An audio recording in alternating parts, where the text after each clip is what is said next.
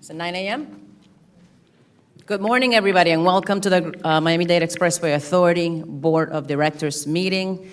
It is Friday, May 28th, 9 a.m., and I now call this meeting to order. My name is Luz Weinberg, Board Treasurer. Yes, who's going to lead us in the Pledge of Allegiance? I'm going to ask our Executive Director, who's held down the fort on his own with an incredible staff for the last couple of years, to lead us.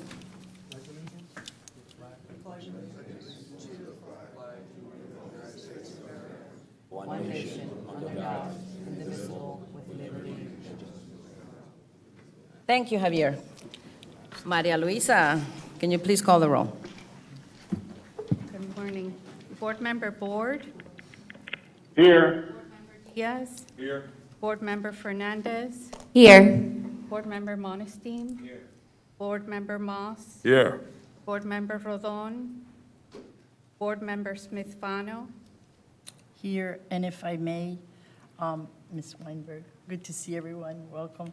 If I could take a couple of minutes of personal privilege as being the longest standing member here on the dais right now. I have some concerns that I would like to share before. Absolutely. Let's finish off the roll call, and then absolutely. Thank you very much, Secretary Ms. Weinberg. Miller. Treasurer Weinberg. I'm here. We have a quorum. Thank you so much. And yes, by all means, Ms. Fano, proceed. Thank you very much, and I appreciate you indulging this concerns and questions I have. Welcome to the new board members. It's a privilege and honor to have you here. Thank you. Thank you. My first concern that I'd like to share with you is the setting of today's agenda. I have over 12 years of experience being here as a participating member of the board. I have served in many capacities on this board over the many years, and after being elected chair of MDX, I would meet with the executive director and staff and go over the agenda and all the items, vet them, talk about them, discuss them, understand them before we would send out, or before I would even approve it, to send out the agenda to the fellow board members, post it on the website, publish it in the newspaper, and then make it public, as expressly required in our bylaws. And I hope you all have had the opportunity to review those. The section is 4.2A in the bylaws, and I worked on this prior to being fully amended and adopted on May 30th in 2017. It is my concern today that we are not following our bylaws, our very own bylaws, and this could be perceived as an invalid agenda. Would it be prudent to first hold our elections for offices today, and subsequently our newly elected chair could meet with Javier and the staff and have the opportunity to set and approve the agenda after going over all the items? Honestly, with the legal cases pending, why would we put ourselves in harm's way by potentially being held accountable for not following our very own bylaws? Another important section of our bylaws, 5.5B, states, committees shall review procurement of new and retention of current service providers. This historically takes place prior to the full board meeting. In my past capacity as committee chairs, on many occasions, we would hold robust and healthy conversations at committee level, vetting them and determining the merits or lack thereof before sending it to the full board. Once again, I share my concerns that we may be violating our very own bylaws. If this agenda were to be found in violation of our own bylaws, could we possibly open the door for additional lawsuits, more litigation, where the only winners are the attorneys? I am not an attorney, but what I do know, MDX is under pending litigation, and it is not over. I am worried about the potential consequences of the actions we might take here today, and that in the future they could be invalidated. I am not passing judgment. I really need you to know that. But I would be remiss as the longest-standing member on this board if I did not share my concerns, as I always have, especially with our new board members. Another concern I have is the procurement items on this agenda today. I previously stated historically we would go over the items as the ones that are noted in 5B through 5F. They would have gone through committee, and they would have been vetted, and we would have discussed and reviewed and understand and asked questions to the staff for each item. The specific statement on many of these items said, this action item has no committee history. Just by virtue of that being on the procurement, it's sending me a message that we usually do go through committee. What if the board moves forwards on these procurements? Can we guarantee each other and all of our stakeholders that due to our pending litigation, we are not running the risk of invalidation or unintentional consequences? We must at least discuss this. Let's ask ourselves, could this be an issue? Could this bring on more and more litigation, more lawsuits, more attorney fees, and be challenged in court? Let's think about this. By not abiding by our own bylaws, why not look at the possibility of conducting the meeting to elect our officers, and then the newly elected chair could go on and set the subsequent meeting where they had the opportunity and the time to review and approve all items on the agenda, and we would be following our bylaws. With the future of MDX still a doubt, all of these actions and procurements could be potentially nullified. It is not what I want, and I'm sure it's not what you want either. And here it is, in my multi-pronged question to you, Mr. Zaldivar, as I have many occasions over the years gone to you for legal advice as our legal counsel, is there any scenario where we, as MDX board members, could be held personally liable for damages if the actions we take today are ultimately invalidated?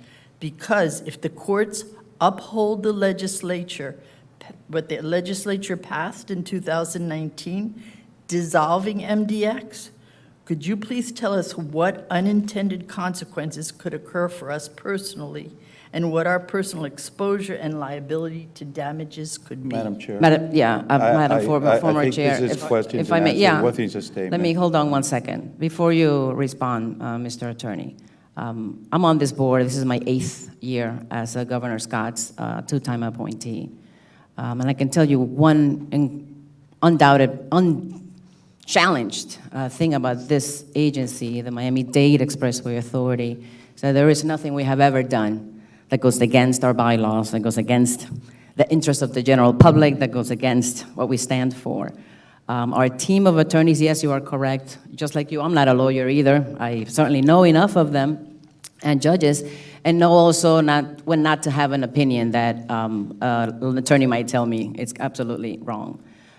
There is our own teams of attorneys and our own most capable general counsel have studied this tremendously, ad nauseum probably, to arrive at this conclusion. The heroic actions of the county last week allows for us to do this. We have a fiduciary responsibility, and as board treasurer, I'd be remiss if I didn't touch on that again, about a fiduciary responsibility we continue to have. Despite what's going on in the courts, despite what's going on in the legislature, we have a duty to our bondholders. We have a duty to the general public. I understand, and I agree don't with want our you. general counsel to be put in a position to answer a question that has been discussed plenty before we're even arrived here today. I haven't discussed personal liability. I want to know about No, but my... we did discuss personal liability 2 years ago when this first happened. But do we all had have personal liability, Ms. I'm not- Weinberg? And that's why I'm asking the attorney. He's our general counsel. And I have the responsibility, fiduciary, to ask, not only for me, but in honor of the other board members, are we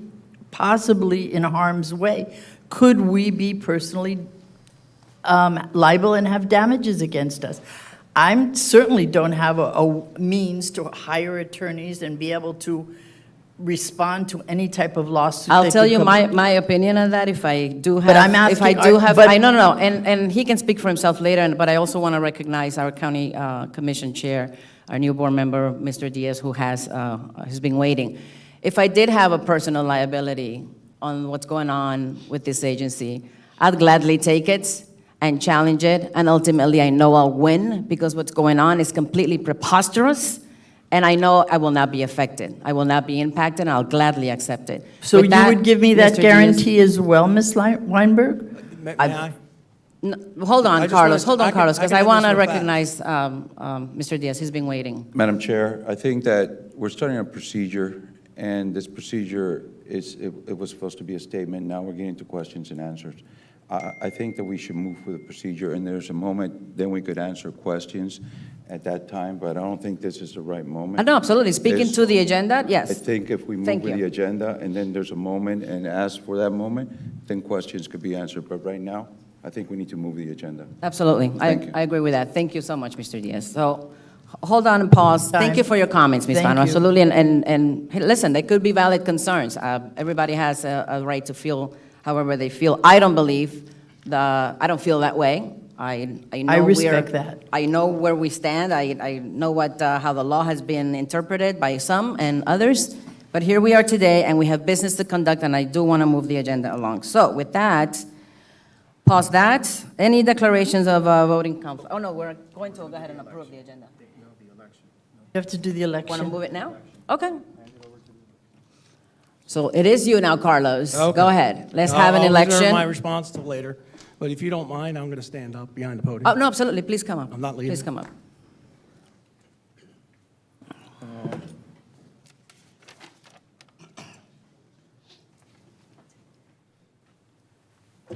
Yeah, it works. Good morning, MDX board members.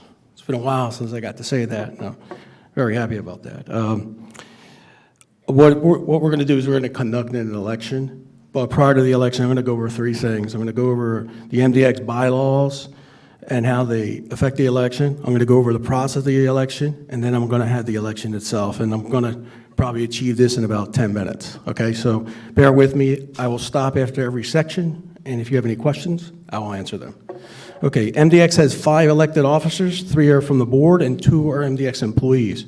We have a chair, a vice chair, and a treasurer who are board members, and then we have a board secretary, an assistant board secretary that are MDX employees. MDX holds annual elections, and all elected officers serve for 1 year.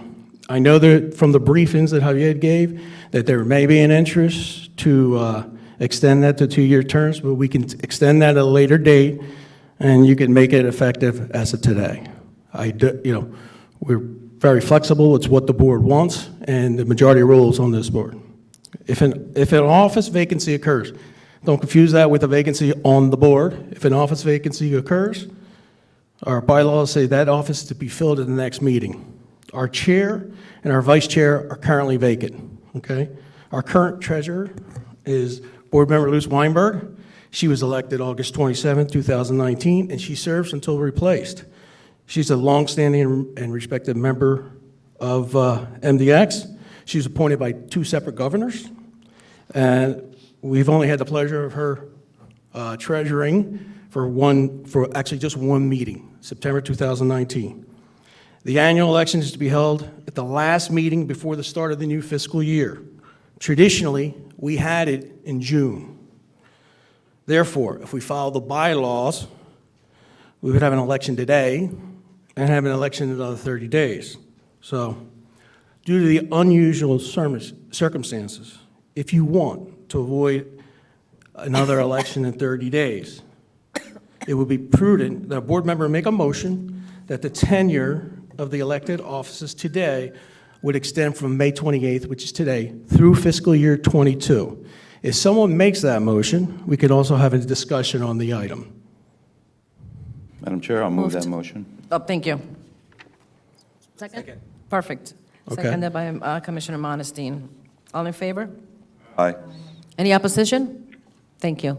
Passes. Go ahead. Ready? Okay, I'm going to go through the process. Nominations. I will open the floor for each board office, beginning with the office of chair. You can nominate yourself or nominate someone else. There must be a second to your nomination. Members need not be present to be nominated or elected. And the second part is the candidate statement or questions. After the nomination for the offices are closed, if a nominee chooses, they may make a statement or distribute a written statement to the members of the executive secretary for the board. Fellow board members may ask the nominee questions.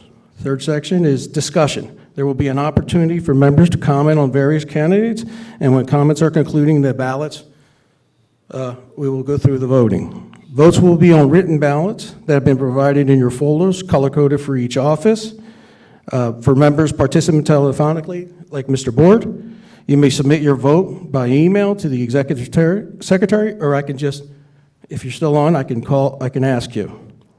If on the first ballot, no nominee receives the majority of the votes, the member receiving the fewest number of votes will be dropped from the balloting, and the second round of ballots will begin. Let me remind you that if there's only one nominee for the position, voting can be completed by acclamation. And then all members have to vote today. Before I open the floor for nominations, is there any questions on our procedures? Yep, Mr. Moss. No, Commissioner Moss. I want to, Madam Chair, I'd like to be able to make a nomination when the floor is open. Yes, please proceed. I'd like to nominate as our chair, Jose Pepe Diaz. Well, I guess the nominations are open for the chair right now. The floor is open for nominations to the chair. Board Member Moss has nominated Board Member Diaz. Do we have a second to that nomination? Okay, we have 2 seconds. Board Member Fernandez, Board Member Weinberg. Thirds and fourths? There's a fourth. There's a fourth. Board Member Monestime. Any other nominations? If, no, there are there any Are there other any other nominations? nominations? No more nominations, and if I can count? Well, I mean, we could do it by, if there's no other nominations, we could do it by acclamation. By Oh. acclamation, of course. Oh, Mis- I'm sorry. Mr. Board, I'm sorry. Do you want to nominate someone? No, Okay. Carlos, I concur by acclamation if there are no further nominees. Thank you, Leonard. Nice to hear your voice at least. Thank Safe you. travels, safe travels. Okay, Thank then, you. Carlos, Motion for acclamation. so be it. So be it, yeah. All in favor? So duly elected Chair of the Miami-Dade Expressway Authority Board, Commissioner Pepe Diaz, Chairman of the Miami-Dade County Commission. Welcome, Mr. Chair. So much.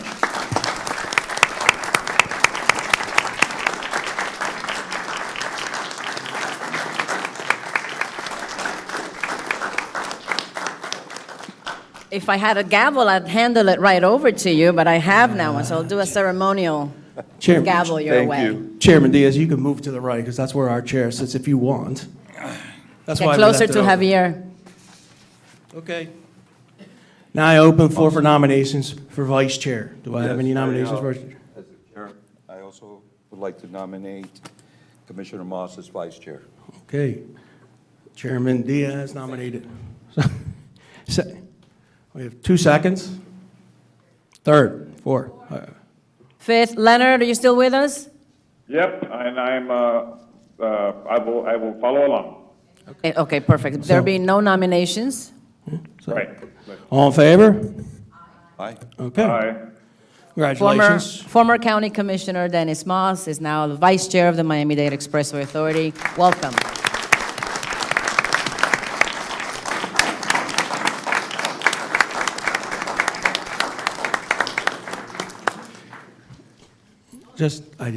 Your term starts Now today? scoot over to, there we go.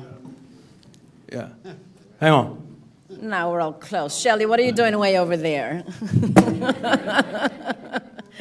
Come on closer. Join the party. Now it's starting to look more normal. I got the front lines there. Okay. Too far away. And the last election is the election for treasurer. I have a motion. Motion to retain our treasurer. Second. Second. Thank you. I'll third it. No. Mr. Board? Okay. I would do you have any happily- nominations? Wait, I Leonard? would happily support Luz for treasurer. Thank you, Leonard. Okay. So, is there any other nominations? Nominations is now closed. There's only one member. Commissioner Is it on Monestime it? says he likes when a woman holds the purse. He's a smart man. He's a very smart man. So, all in He's favor? married too. He gets it. So, He gets it. all in favor? Aye. All righty. Now So- we have all the board, all the yes, office ladies. filled. Current Board Treasurer Luz Weinberg is retained as Treasurer of the Miami-Dade Expressway Authority. Thank you, everybody.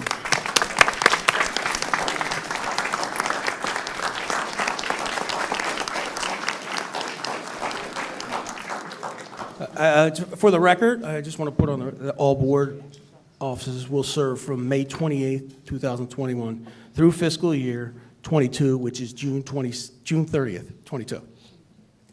Thank you, General Counsel. And with that, floor is all yours. Thank you. An outstanding job. Thank you. And now you're serving for the second meeting.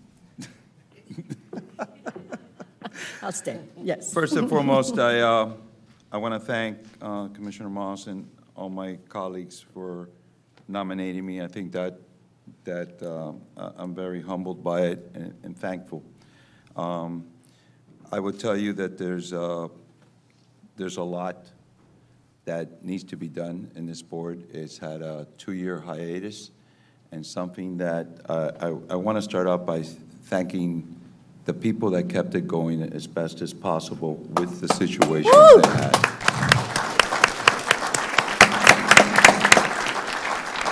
All right, that's the standing ovation, for sure. Our staff. Thank you.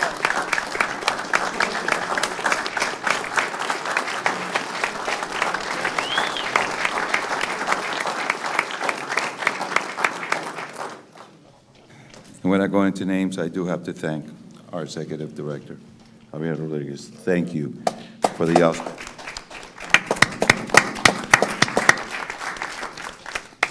So with that, I know we have business to do, and ladies and gentlemen, I want to make sure that this is the most transparent board that exists, as it has in the past, but it'll continue to do so, and we look forward to being able to do the people's business and make sure that everything's done in an expedient manner and transparent in every way possible.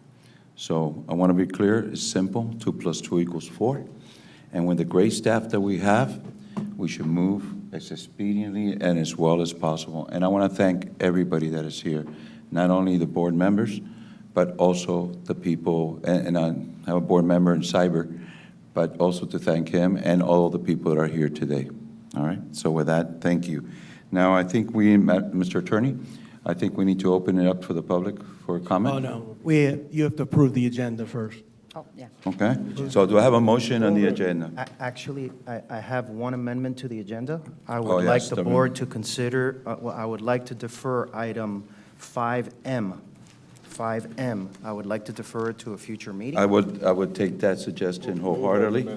Yeah, so I have a motion moved as amended. Do I have a second? Seconded. Second. All in favor, say aye. Aye. Any opposed? So be it.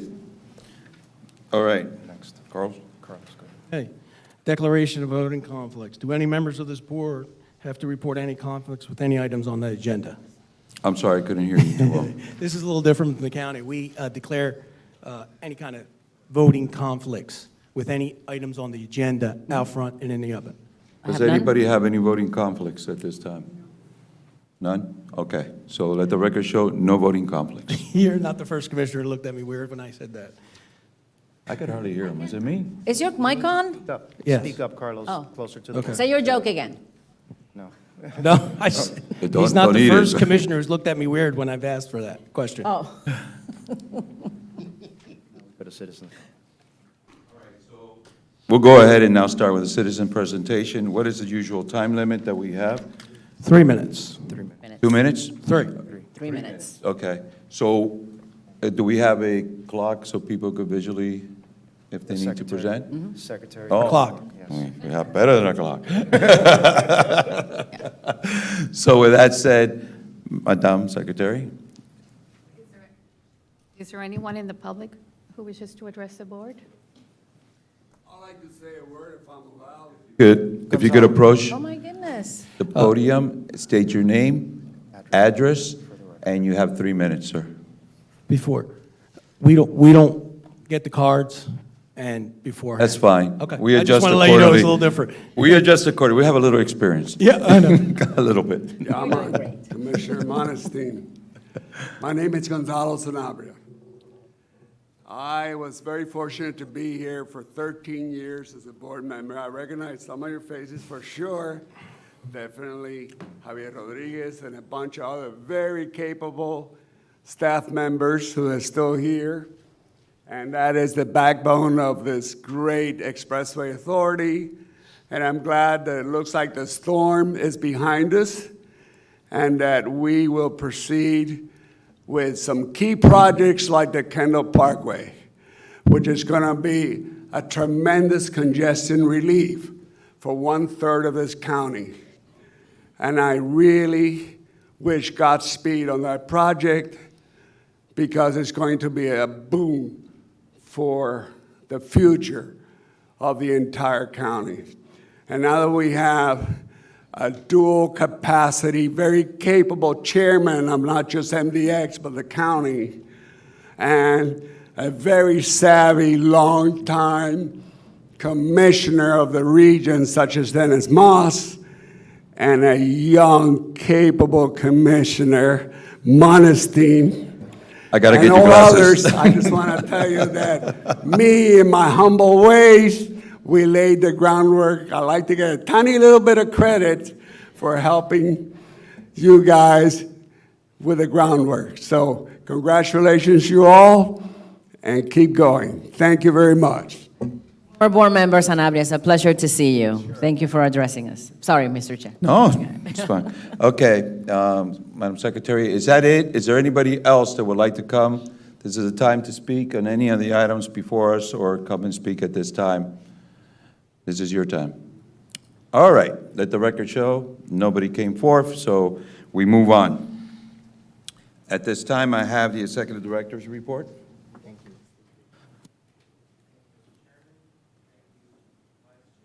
I turned myself off. Sorry, it's been a while. It feels surreal to be here anyways. But I want to welcome all the new board members and the past board members. I haven't seen you in over 20 months. And I am extremely grateful for your support and for your participation. And I look forward to working with you to get the people's work done here on our transportation system. What I'd like to do before I get into my report is there's many new faces here. I'd like to introduce you to my senior staff. You're going to see them at board meetings, hopefully committee meetings in the future. I'd like to introduce Juan Toledo, if you can stand up. He's our Director of Engineering. Marie Schaefer, who is our Central Officer. Stephen Andriuk, he's our Director of Toll Operations. And Zaldivar, who's our General Counsel. Our agency is a small agency. We have 30 employees. We could not do what we do without the support of our vendor community, our consultants, and our contractors. And we operate here with 2 general engineering consultants. One is EAC Consultants, and they're represented here by Enrique Rick Crooks.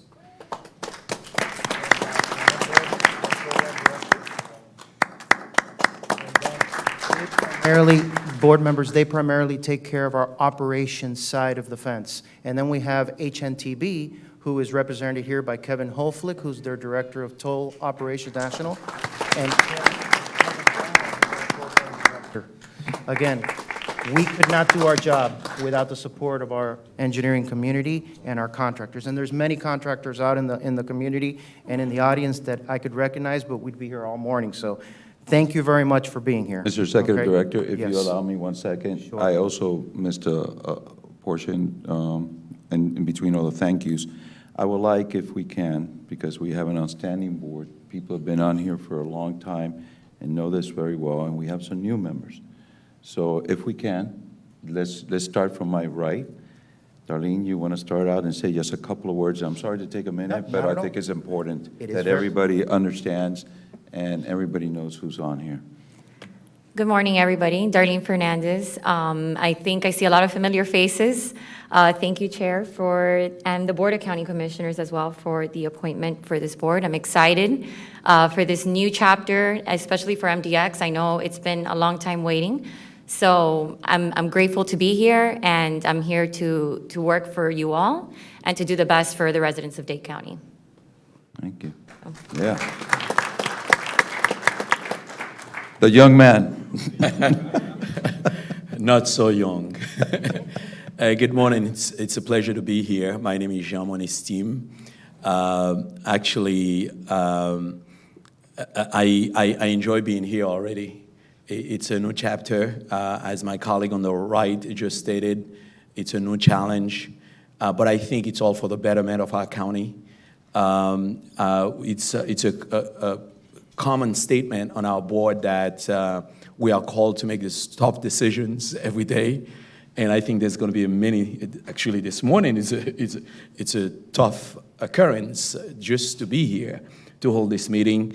And if one of you watch our last county board meeting, I wish I had the opportunity to say no to my chair of the board, but I didn't have the courage to do so because I wanted to be supportive. Not that I couldn't, but I wanted to be supportive. I understood exactly why it matters that this board continues to work for the betterment of our people. And it's a pleasure to rejoin my dean on the county commission, still my dean, former Commissioner Moss on this board. So it will be quite an honor to collaborate and work with each and every one of you. And thank you for having me here. And Mr. Chair, thank you for nominating me to be here. Welcome. Both Madam Treasurer. Luz. young people on the days next to me, too. So I've already introduced myself, but I'll just say this. So I'm a former City of Aventura Commission, and I had the pleasure of serving with a very collegiate group of folks. I was, what I often say, I was spoiled for what a great working group we were. And you guys know in the County Commission, we were the city that never gave you problems. So when Governor Scott called me in 2013 and asked me, because of my work on the Port of Miami Tunnel project, if I would step in and serve on the MDX board, I was like, well, what kind of board are they? And I met with Javier, and I instantly, yes, fell in love with this agency. I fell in love with Javier, I fell in love with Juan, I fell in love with Maria Luisa and everybody, and Marie, because of the commitment that the staff showed. And back then, we also had an incredibly large board, too, but a group of very competent people. So I continue to be spoiled in my public service by serving on this board, and I'm very excited to see these new faces. Also, people with great accolades that are going to be fully supportive of this agency, because that is all this agency deserves, is full support, because all we do is serve the roadways and serve our public so that our tourism continues to grow and our folks can get to and from work and home safely. So it was a pleasure to be here again after almost 2 years of no meetings, and let's get to work. Amen. Thank you. Thank you. Thank you, Mr. Chair, and thank you for the nomination. I look forward to getting to work. I've served 26 years on the Board of County Commissioners. It was a great time. I love this community.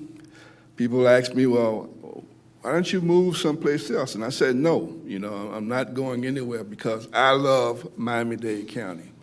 And I love the Miami-Dade Expressway Authority. I was looking back at some legislation that I sponsored.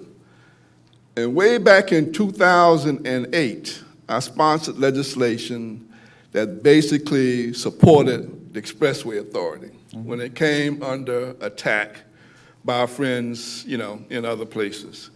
And so I'm here as a part of the board now. I'm here to work on behalf of the residents and the citizens in this community. Certainly diversity is a big issue, for me. I'm glad that we chose Chairman Diaz as the chair of this board, because last week, the Board of County Commissioners really did something historic in terms of taking on the challenge of making sure that MDX continues to be a valuable, important partner in this community. As the former chair of Neat Streets, I used to always talk about how good MDX made us look in terms of the way our expressways looked, the aesthetics and those kinds of things. I mean, a real model and leader as it relates to those kinds of issues. And I'm glad to be a part of the board.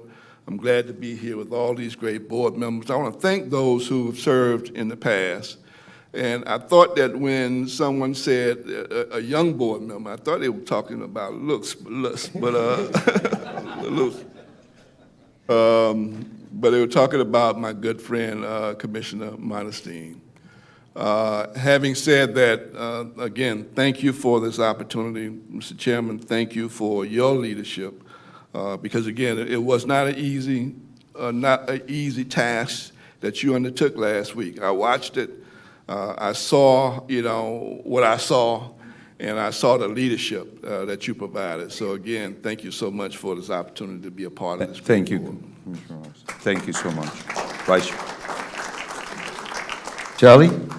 Thank you. Congratulations, Chair Diaz. Thank I'm you. so proud, as I always am. Vice Chair Moss, congratulations. And Luz, my colleague for many years, congratulations to you. You'll remember I made the nomination for you to be treasurer. So I'm very, very proud to be here. I have always taken my position as a board member very, very responsibly, so much so that I would have to take time off of my work, use vacation time, as I am today, to attend the board meeting. So I am vested, I do care, and for me, this is part of my core. I am a transparent person, and I say what I feel, and when I have concerns, I voice them. I always have. Sometimes people agree, sometimes people disagree, but we've always done it in a collegial, cordial way and respect each other, and I look forward to continuing with that perspective. Thank you so much. And Thank you, congrats Shelley. to all of us. Mr. Chair? I have some. Wait, let's not forget Yes, Mr. that's Okay, Board. good. Mr. Board, Leonard, you still with us? Of course, Oh. of course, I'm enjoying it. I apologize for not being able to be there.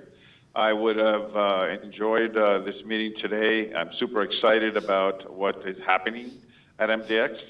I was originally nominated by Governor Scott in 2017. I am also an FIU trustee board member.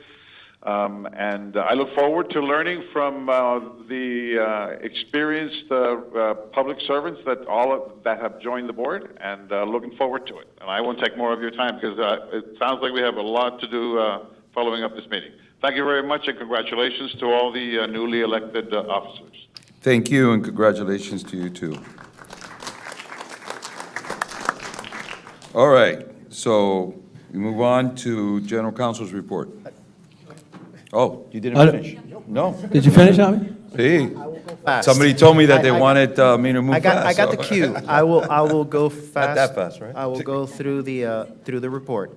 For the last, like you've said, almost 2 years, the board has not met. I give you a report. I prepared a written report, and Mr. Board, I will email it to you, but it's basically what I will say here. In all aspects of the authority, what we have tried to do is be good stewards of the toll payers' dollars. So over the last 2 years, a lot of what we've done is we've had to complete our financial statements. We've had to update our work plan, complete or close out projects. These are issues that primarily are done in engineering and in finance, and the group has to work together. We are 30 employees at MDX. All 30 employees are still with MDX, and I am grateful to each and every one of them, because if anybody would have left, I don't know if I would have been able to replace them with the environment that we're in, so I'm grateful to them. So we've had no critical vacancies in the last 2 years. Because of the pandemic, we were operating at about 25% in person here at the building, but everyone was working on a remote schedule, and all the work was being done 100% every day. We plan on returning to a normal work schedule by August of 2021. During this pandemic, we experienced revenue loss. There was a downturn in the traffic, and I know that Ms. Weinberg, Treasurer Weinberg, and our CFO will address that in the Treasury's report, but we lost about $32 million during the peak of the pandemic. What is very important for us is we've made all of our debt payments over the last 2 years. We typically make debt payments in January, on January 1st, and on July 1st of each year. We make interest payments both in January and July, and then a principal payment in July. We are scheduled to make our principal and interest payment July 1st, and we are scheduled to make it and not skip a beat. Our actual revenues year-to-date through March 2021 are in excess of $147 million, which is about 2% higher than what we forecast for this fiscal year, but they're almost 11% below what the same period was during the fiscal year 20 prior to the pandemic. Our operating expenses year-to-date are about $27 million, which is about 60% of the budgeted amount. We are, at the end of May, that is a low amount. And the reason it is low is because we could not operate maintenance at full capacity. We've been operating at about 50% our maintenance. We have hired a new asset maintenance contractor, and we will be getting back to full strength moving forward.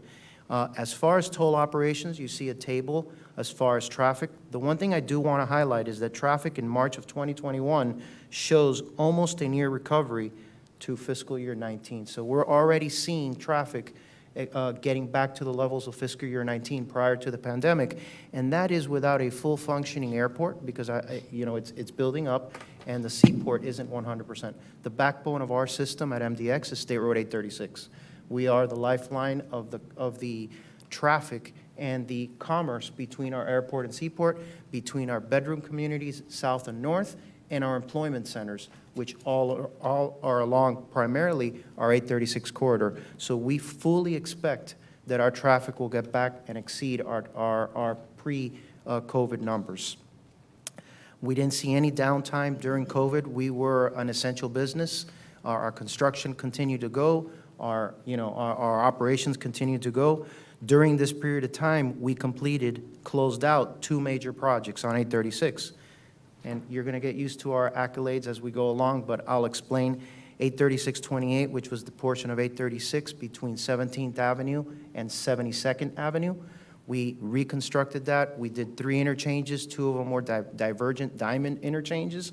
They have worked phenomenally. We closed those out. We closed out and open to traffic the interchange, which is 836-29, the interchange at 87th Avenue and 836, I think right in front of the chairman's district office. Everything has worked great. We included the fortified shoulder in the inside and painted it red for exclusive bus service. I mention that because in March of 2020, we inaugurated the Dolphin Park and Ride Station, which was a partnership between the authority, the state, and the county in building that facility. It was inaugurated, express bus service started, and then the pandemic hit. So I know that the county has reinitiated that service, and we look forward to seeing that treatment of 836 with the shoulders expanded to many other facilities in the county to get a better use of our infrastructure and give our commuters choices, because that's the way to do it. I've said many times in the past, and I'll say it to this board, it's impossible to eliminate congestion unless you have a pandemic, and then economy downturns. So, great cities don't eliminate congestion, they manage their congestion. And our goal here is to provide our commuters and our visitors and our residents as many choices to commute around this community and move around this community. So it's imperative to MDX to be a good partner in making sure that those connections occur. We have 2 ongoing construction projects. We have the 874-10, which is the 874 extension over the turnpike out to the Kendall Tamiami at the Executive Airport. That project is scheduled to be completed in 2022. A lot of the bridge work is being completed right now. Again, that was a partnership between the Miami-Dade Expressway Authority and the Florida Turnpike Enterprise. It also includes county work on some of the arterial streets that feed that extension. All of that should be completed by next summer. Substantial completion will be at the end of this calendar year. And then we have a mega project that's ongoing on 836 on the east end, which is the Signature Bridge. We call that project 83611. The portion of MDX that is being constructed is actually a double deck on 836 east of 17th Avenue through the interchange at I-95, I-395. So there will be a separation of traffic that wants to go through to downtown and the beach, and then from that, traffic that wants to go north and south on the interstate. That project is scheduled to be completed in the summer of 2023, and we have been able to make all the payments to the contractors as agreed to in our agreements with the Department of Transportation. As far as the Kendall Parkway, we had, since the last meeting we had already begun the process of acquiring right-of-way. In fact, we had acquired close to 43 parcels and expended over $10.5 million. All of these parcels were of willing sellers. As you know, the Parkway was required a comprehensive development master plan approval. The county did approve that in September of 2019. Then there was opponents who challenged that CDMP. It went through an administrative hearing, and the disposition of that CDMP amendment is pending the administrative commission, the governor and his cabinet. Once that finalizes, then we can reinitiate a lot of the activities of 836-18 or the Kendall Parkway. All other planning projects at the authority were placed on hold last year due to the ongoing litigation and the fact that we had to manage our funds to keep the basics going and ensure that we can make our debt payments and our contractor payments. So we put a lot of things on hold until the litigation completed because we had to make debt service and we had to make debt service coverage. Our roadway and maintenance facilities, and I appreciate Vice Chair Moss's comments, and we've always taken a tremendous pride in how our facilities look, how they ride, how safe they are, and the image that they portray to our visitors and our residents. Unfortunately, during this hiatus or time of uncertainty, we had our vendor who did not want to continue working. They wanted changes on their contract, and I was not authorized to do that. So their contract ended in June 30th of 2020, and we had to immediately enter into about 11 emergency contracts for life and safety, primarily life and safety issues on the highways. So if you saw graffiti, if you saw garbage, if you saw different things on our highways that was completely uncharacteristic of the authority, it was due to those limitations. We believe, and thanking Judge John Cooper, who gave us a stipulated order, who agreed to a stipulated order, allowed us to procure our asset maintenance contractor, and we fully expect our highways to be back to the standard that they've always been, okay?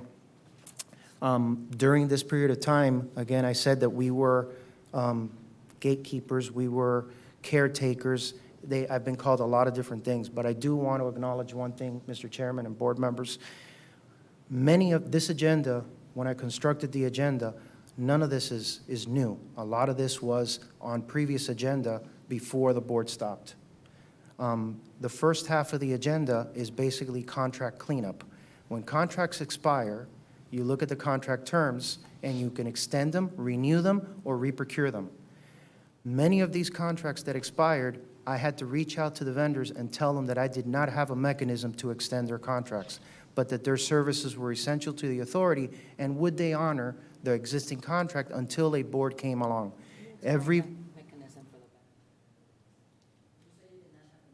Yeah, I did not have the mechanisms. The board sets policies. The board sets its own bylaws, it sets its own policies, and in those policies, the board delegates certain authorities to the executive director. And primarily those authorities are limited in what I can do and what I can't do. And many of these extensions or renewal were outside of my authority, delegated authority. So unless I had a court order allowing me to do it, or I had a board that would allow me to do it, I didn't have the ability. But we could not be without certain services. So I asked many of the vendors, and they're sitting in the audience, and I am grateful. Some of them are listening on the phone. I am grateful for each and every one of you who continue to work with us with complete uncertainty and primarily no contract until a new board came around. So I'm very grateful to all of you who did that, and indebted to you guys. And I appreciate that, and I know that the toll payers appreciate that as well. And with that, Mr. Chairman, I will conclude my report. Typically, my reports are a lot shorter, and I... It's only been 2 years in the making. And Luz and Shelly and Leonard will attest to that. They're a lot shorter, but this has been, there's been a lot of issues for the last year. Fortunately, because of COVID and the downturn in traffic, it almost like was a perfect storm that, allowed us to buy the time to get here today. Thank you. Thank you, Mr. Executive Director. I would tell you that, once again, thank you for the hard work and keeping the doors open and the lights on. Incredible work. So thank you again. Now we move to our General Counsel. for his Yeah, report. I tend to be real short also, but he's covered half of the legal report. But generally what I do is I give an update on any legal matters that will affect the board. Topics include litigation, legislation. Legislation. I'm going to get this mic fixed. But we are. I don't know if the county's self-employed. We are not self-insured. We are not self-insured. We pay insurance. So a lot of our claims against us are handled by insurance companies and insurance lawyers. As for right now, there's no pending litigation that's of any interest. Obviously, I'm discounting the 2019 lawsuit that we brought based on home rule. Today, I'm going to ask the outside counsels who have been handling it to give the board an update. It's Mr. Eugene Stearns and Kirk DeLeon. They've done an outstanding job. Just to tell you, I hired them on May 3rd, and that was a Friday. And by Sunday, they had a verified complaint in front of a judge. These guys can get it done. So, Gene? Kirk? Thank you, Carlos, Mr. Chairman, and members of the board. What a pleasure it is to be here. If I may just briefly provide you some personal background that I have that might be useful to understand what I'm going to share with you. I was born in Miami in 1944 at Jackson Memorial. My grandfather at the time was the city planning director for the city of Miami. When I was 12 years old, the Constitution of the state of Florida was amended to create a unique government in Dade County. Dade County. Every voter in Florida was asked to vote as to whether Dade County could have something called home rule. And the Constitution allowed the people of Dade County to form a county government, a new county government, that would be unique in the state of Florida, because this county government would have the absolute, unequivocal power to conduct business that before that time could be conducted in Tallahassee. And what it meant was the legislature could no longer adopt local bills. What is a local bill? A local bill is an act of the legislature that applies only in a single county. That's what a local bill is. And so the people of Florida voted for that in '56. When I was 13 years old in 1957, living in a political world with my grandfather so involved in it, listened to the debate over whether home rule was a good idea or a bad idea. It was a vigorous, vigorous debate.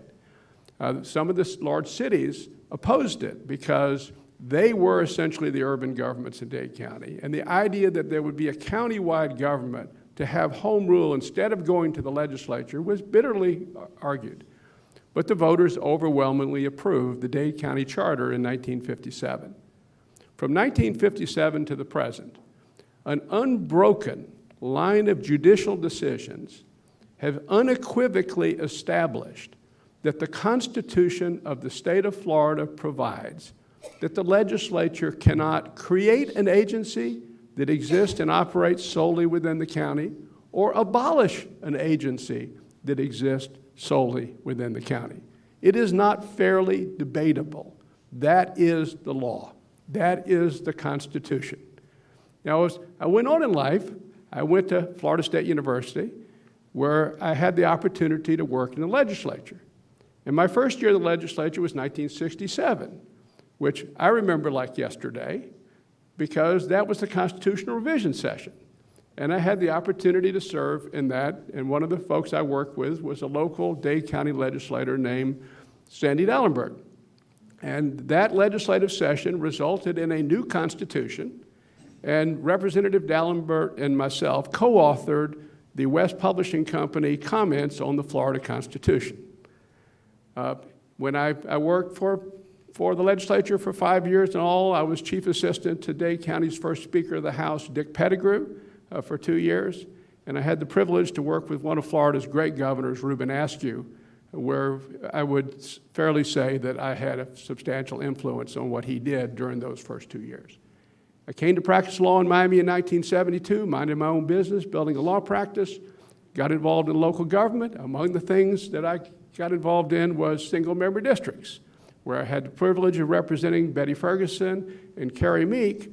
And I remember this, how long ago it was, because Commissioner Moss and I both had hair at the time that case was litigated. And that case resulted in creating 13 single-member districts that allowed people now for our local government in Dade County to be able to have home rule in a more meaningful way, because now all the districts of the county are represented. Now, what does this mean? If you want something from the legislature that affects the state, you go to them. But if they want something that applies only in Dade County, they come to you. If they don't like tolls, they come to you. If they don't like the way you build roads, they come to you. And they can appear here and complain. But you're the decision makers. They're not. And the damage that has been done here with the violation of the Constitution of the state of Florida is, for people who have term limits are going to be gone, they're trying to create damage that will last forever. Forever. Because momentarily, they want something that is going to be irrelevant in 10 years. Irrelevant. But what's not going to be irrelevant is whether we're going to honor the Constitution that every public officer in Florida swears to uphold. Now listen, respectfully, the concern about your bylaws, I don't recall an oath. I will support and defend the bylaws of this agency. They are important. But the oath that's taken is, I will support and defend the Constitution of the United States and the Constitution of the state of Florida. Now, because of my background, because I am a trial lawyer and a civil litigator, and I've been reasonably successful in my career, I was asked to represent this agency. I have no involvement in the tolls you charge, the roads you build, where you build them, but my interest is home rule. My interest is protecting the power of the people of Dade County to control our own government. You operate in the sunshine. The county commission operates in the sunshine. The legislature does not. The legislature can have secret meetings. They can make decisions. Do you know this bill, this unconstitutional bill they passed, not only purported to abolish a county-created agency and create for Dade County a state-created agency? Little known by most people in the bill is a provision that a legislative committee can approve your bond issues. Meeting out of session, a joint meeting of the Senate and the House leadership appoints a committee that got to approve Dade County's bond issues, not any other counties, but Dade counties. Now, let me tell you how important this is, by the way. One of the things that we worked on when I worked in Tallahassee, and this is a related subject, was a school equalization formula, which said that $1 in Dade County is worth less than $1 in Pahokee. And it created a formula for allocating state money so that the money would be fairly allocated. And that was an enormous benefit to Dade County public school system. But one year, some of our local legislators who wanted power in Tallahassee traded their power for abolishing the school equalization program so that now $1 in Tallahassee and $1 in Pahokee is the same thing. And that cost our school system billions of dollars. And now they're trying to do it to our highway system. So when I met with this board, a different board, some of you were here, I predicted We would win this argument in the trial court. We would probably lose it in the First District Court of Appeal because the reality is the First District Court of Appeal, if you go back and look at how many times that they rule against the governor and cabinet and the legislature, is pretty much zero, but we would win it in the Supreme Court. Now, there's no certainty in life. We did win it in the trial court. Obviously, Judge Cooper said that the act was unconstitutional. By the way, when he first heard it, when I argued in front of Judge Cooper, he went, home rule? What's home rule? What do you mean? The people in Dade County get to make these decisions? That can't be right. And that was the first hearing. He's a really good judge. By the time he got the second hearing, he had read all, 75 cases. And the next hearing, he said, you know what? Mr. Stearns is right. It's an unbroken line of cases that the people in Dade County get to run their own government. So that's how it's going to be. And the state argued, yes, but MDX doesn't have standing to complain about the Constitution. And there was only one reported case that we could find in the history of Florida, either side could find, which came out of Escambia County, where an abolished agency did have standing to complain about its abolition. But the DOT argued to the First District, yeah, well, that doesn't apply because in that instance, in Escambia County, the lawful power was the legislature. And therefore, it's different here because here the lawful power is the legislature. But of course, what the First District missed is, in my view, is that the lawful power here in the Constitution is not the legislature, it's the county. Now, here's where we are at a crossroads. I applaud Commissioner Diaz and your colleagues on the Board of County Commissioners to picking up the sword of a struggle that has gone on since 1957, which is preserve and protect the Constitution, to preserve and protect the power of people of Dade County, Miami-Dade County now, to control our own affairs. It's disturbing that people come from this county and are going to Tallahassee and to take that power away from us. And the convenient argument is they want to regulate tolls or they want to do this or want to do that. That isn't the issue. They have to come to you to talk about that. They have to come to you. They can't change the law to do that. Now, the county, because the county possesses the power to abolish a state agency that exists only in Dade County, and by the way, this is not fairly debatable. The county government does have that power. I applaud the county commission.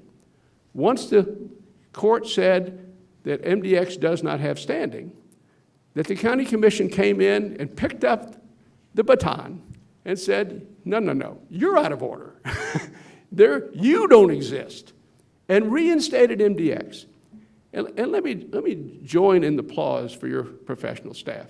I want to tell you, over the last 20 months, what it's been like to represent this agency in court, where the agency has to run an operation that has to protect the safety of millions of motorists on these roads every single day. Now, Javier said he got these orders allowing us to go forward by consent. Let me share with you how that consent was achieved. Judge Cooper is not only a brilliant judge who understands the Constitution, he's also a practical man. And so when the state, by the way, you may not appreciate how totally disingenuous this group of folks have been. They tried to essentially shut down this agency to prevent you from doing your job, to prevent your staff from doing your job. And I remember this one argument from Judge Cooper, who was forcing the state to agree. They didn't want to agree. They wanted him to enter an order that they could then appeal to create the chaos that they've created. And frankly, that really is what this is about. And Judge Cooper says, let's see if I got this straight. You're on a motorcycle, and you're going really fast on a road, and you find a pothole in front of you and not time to move. That could be a really bad day. And so what you're saying, sir, is you think they can't fix the potholes while we litigate this case? Okay? And they said, give us some time, Your Honor. Let us talk about it, and let's see if we can reach an agreement. Okay? Okay? That's what happened. But how in the world, your staff of 30 people operated this agency day in and day out under this political pressure and the unbelievable assault on the Constitution of this country, of this state. Unbelievable assault. These are not close questions. These are folks that need to be, talk about being held accountable. to be held accountable for violating an oath to uphold and defend the Constitution. I've heard some people say, we can settle this matter. How do you settle something as fundamental as the Constitution? Now, here's where we are. By the 8th of June, we have to make a decision to file what is called a petition for writ of certiorari to the Florida Supreme Court of the standing issue. Now, whether our press board asked us to do that, anticipating what I told them, and gave me the authority to go forward.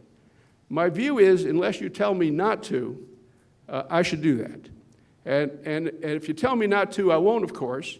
And after we file it, you can always tell me to pull it back. And being aware, by the way, that I'm in continuing communication with the county attorney's office, is that right now we're on the same page with the county attorney's, and have been, by the way, through this whole litigation.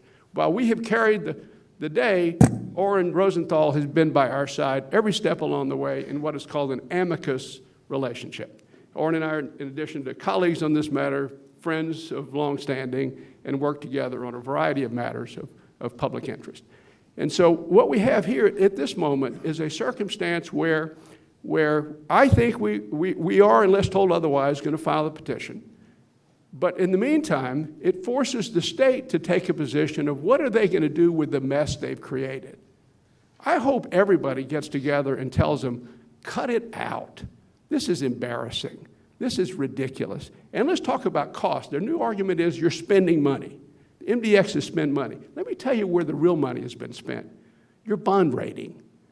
The failure to be able to run an agency has cost this agency and the people of Miami-Dade County untold millions and millions of dollars because of political games and because of a lack of regard for the Constitution of this state. And they want to find some argument to make that this agency, your predecessor, authorized litigation to defend the Constitution? I mean, give me a break. Give me a break. Now, the county is going to pick up the sword. The state's going to have to figure out, and let me just say one other thing. They made several arguments. MDX doesn't have standing, and FDOT is not the right party to sue. And why is FDOT not the right party to sue? Because FDOT had no responsibility whatsoever to carry out this legislation that was passed. Now, what happened the instant that the order by the first district was issued? What is FDOT? They called a meeting of GMX. No sooner ink was barely dry on the order when they did the very thing they said they weren't going to do. So where you are, unless you tell me otherwise, we petition and see where that goes. We keep in mind we have a new Supreme Court from the one that existed 20 months ago. Governor DeSantis has made 3 appointments. I'm assuming that they're, judges that follow the law. But it is a different court than existed 20 months ago. But let's also keep in mind that now the state has to decide what they're going to do. Because now they have to decide whether they're now going to come down to this county, in the courts in this county, and argue that what the county has done is unlawful or illegal, which, respectfully, the county has done everything precisely, correctly, and courageously, and carried on a tradition that goes back to the time of my childhood. So I applaud you, Commissioner Diaz, for it. I applaud you, Commissioner Monestime, for standing there as well. And I look forward, unless I'm told otherwise, to carry the flag to ultimate victory here so this agency can continue to do its work, and the legislators who don't like it can come see you and complain about it. Gene, okay?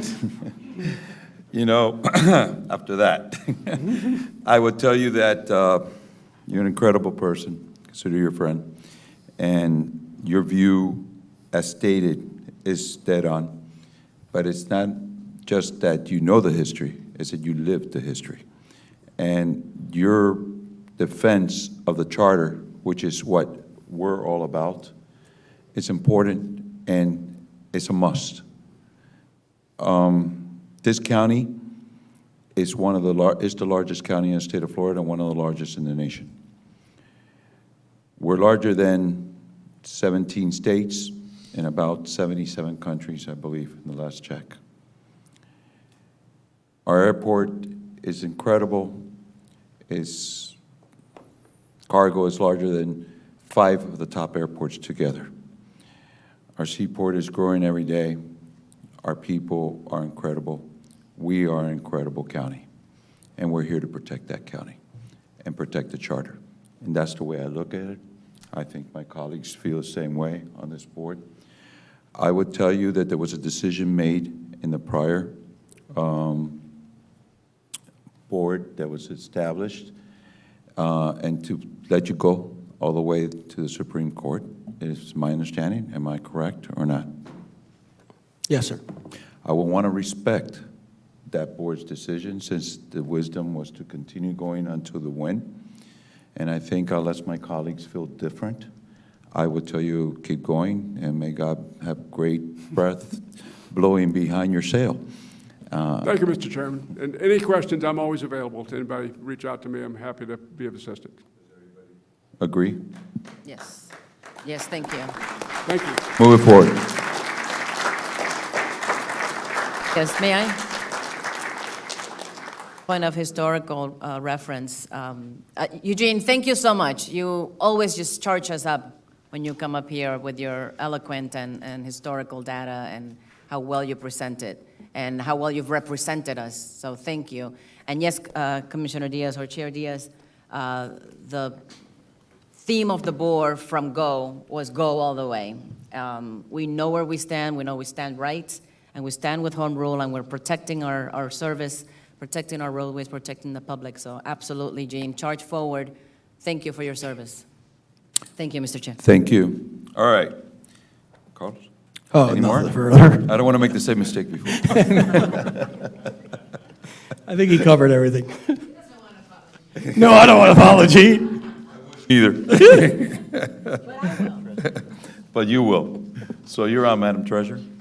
Thank you, Mr. Chair. So again, Javier, you did an excellent job of just highlighting some of the numerical facts attached to this past 2 years of you having to do your job with your staff without a board. And that's why I wanted you to explain what that meant specifically to folks who didn't quite understand it when you didn't have a system in place to execute those orders when you had no board because of what's going on with our litigation. So the Miami-Dade Expressway Authority bylaws dictate that we provide you with a monthly treasurer's report, and that is in the spirit of transparency and responsibility and accountability, which we've always had. And I echoed your opening statements, Mr. Chair, when you took on that you want to continue the transparency that this agency has always had, that has always been a goal.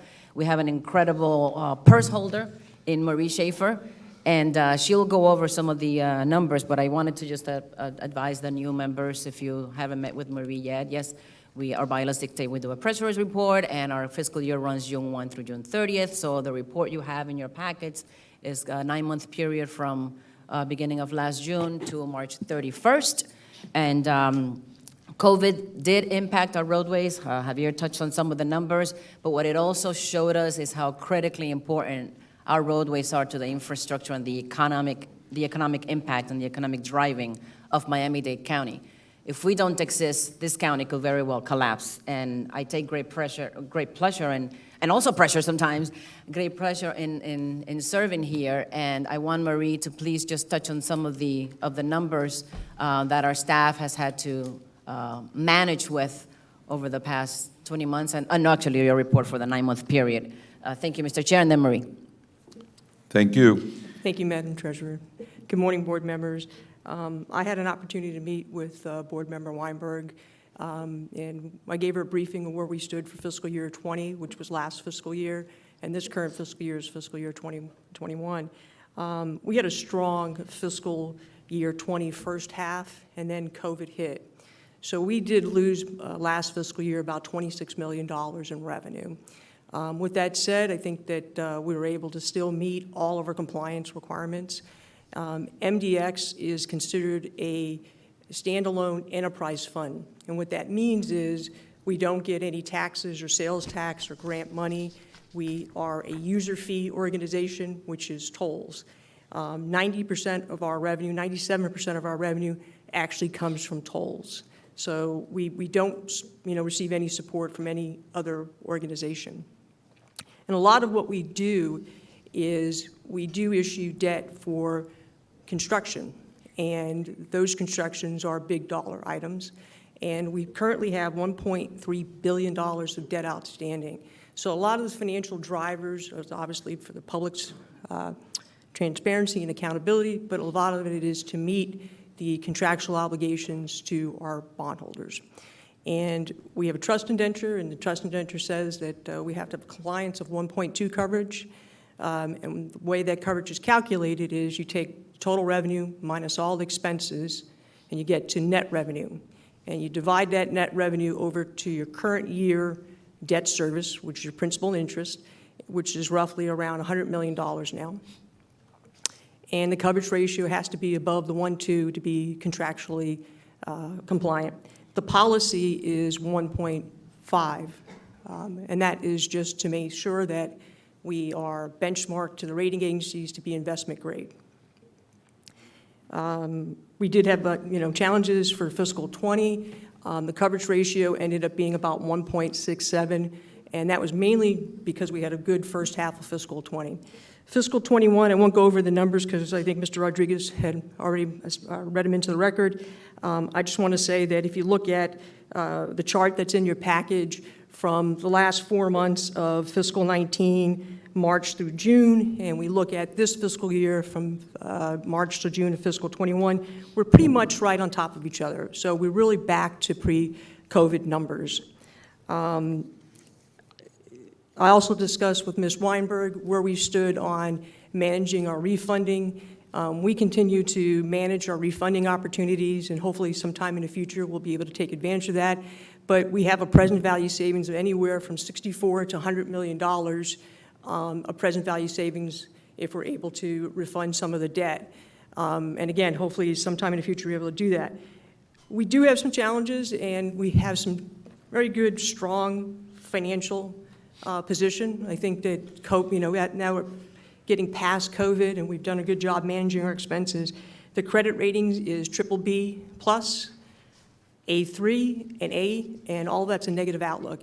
And that is mainly due to the fact of governance, and I think that we have some challenges to go to the rating agencies to kind of explain where the agency stands from a governance standpoint, and maybe we'll get an opportunity to see our ratings increase in the near future. So with that, I'd be more than happy to answer any questions. Board members, do you have any questions? Mr. Monestime. Thank you, Mr. Chair.